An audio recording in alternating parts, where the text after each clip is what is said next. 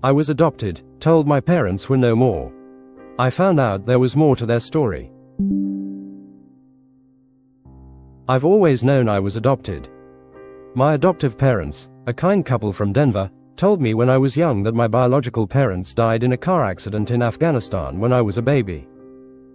They raised me with love, gave me a good life, but I never dug deeper into my origins, partly because it felt disloyal, partly because it hurt too much. Last year, while applying for a passport, I found my adoption records in a box of old documents. Tucked inside was a letter from a U.S. Army officer, dated 1998, stating my biological parents were Afghan interpreters killed in a targeted attack by insurgents for working with American forces.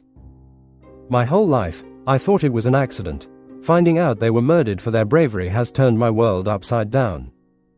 The letter detailed how my parents, Hamid and Layla, worked with U.S. troops in Kabul, translating during missions and risking their lives to bridge cultural gaps. They were ambushed on their way home, leaving me, a 6-month-old, orphaned. The officer arranged my adoption through a refugee program, and my adoptive parents never knew the full story.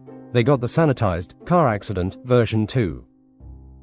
I tracked down a non-profit that supports Afghan interpreters, and they confirmed hundreds like my parents were killed during the war, often targeted for being traitors. I've read about the dangers interpreters faced. Articles say over 300 were killed between 2001 and 2020, but it's different when it's your blood. I see their faces in old photos from the records, young and serious, and I'm gutted I never knew them. I'm proud of their courage, but angry they were taken, angry I was lied to, even if it was to protect me. My adoptive parents are apologetic, saying they didn't know the truth, but I feel unmoored, like I'm carrying a history I don't fully understand.